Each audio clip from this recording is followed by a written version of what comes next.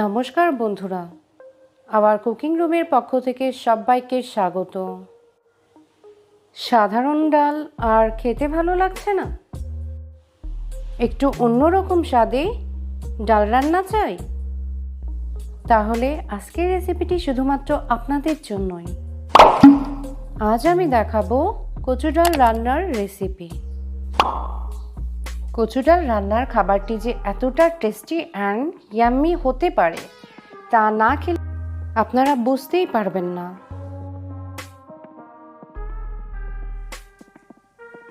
গরমের দিনে কচু ডালের সাথে লেবু হলে ভাতের সাথে আর কিচ্ছু লাগবে না, শুধু এই তরকারিতেই সব ভাত নিমিষেই শেষ হয়ে যাবে।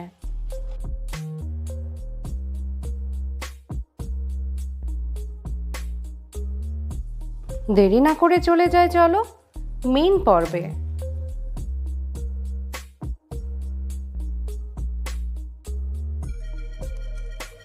কচু ডাল রান্নার জন্য এখানে আমি হাফ কাপ পরিমাণ সোনামুগ ডাল নিয়েছি, সাথে মানকচু এর থেকে অর্ধেকটা ভালো করে কেটে ধুয়ে নিয়েছি। এখানে আমি কড়াইতে খুবই কম পরিমাণ তেল দিয়ে সোনামুগ ডালগুলো বাদামি করে ভেজে নিব। ডালগুলো আমার বাদামি করে ভাজা হয়ে গেছে। এ পর্যায়ে আমি ডাল সেদ্ধ করার জন্য পরিমাণ মতো জল দিয়ে দেব, সাথে 4-5টা কাঁচামরিচ দেব। গ্যাসটি ডাল সেদ্ধ করার পরে পরিমাণ মতো জল দিয়ে লবণ হলুদ দিয়ে ডালটি আমি আরেকটু ফুটিয়ে নেব।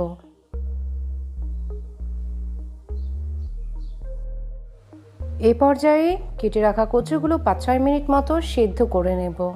এখন কচুগুলো হলুদ লবণ দিয়ে তেলে ভালোভাবে ভেজে নেব।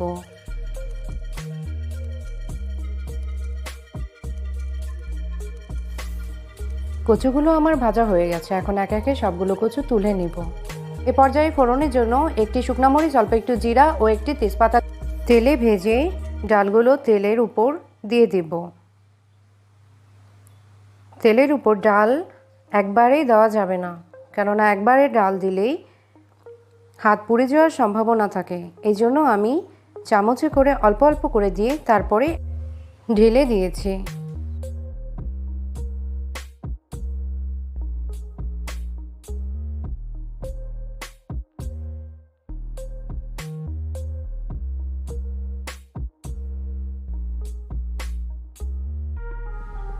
এখন 2-3 মিনিট পরে ভেজে রাখা কচুগুলো ডালের ভিতরে দিয়ে দিব।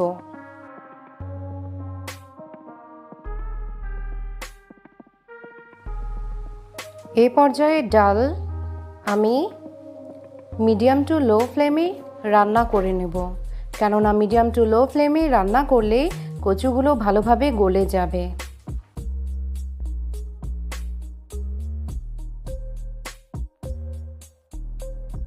আমি যেহেতু ডালটি বেশি ঘন করে রান্না করব না, সেজন্য আমি মিডিয়াম টু লো ফ্লেমেই ডালটি ভালোভাবে ফুটিয়ে নেব।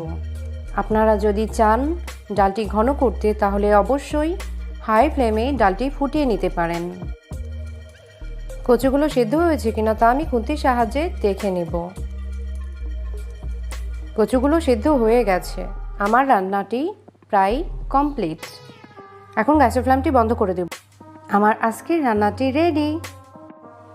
আমার আজকের রেসিপিটি যদি আপনাদের ভালো লেগে থাকে তাহলে অবশ্যই লাইক, কমেন্ট এবং শেয়ার করে পাশেই থাকুন। নতুন ও পুরাতন বন্ধুদের সাথেই নিয়ে বিদায় নিচ্ছি আজকের পর্বে।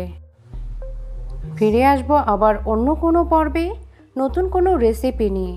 ততক্ষণ সবাই ভালো থাকুন, সুস্থ থাকুন। ধন্যবাদ।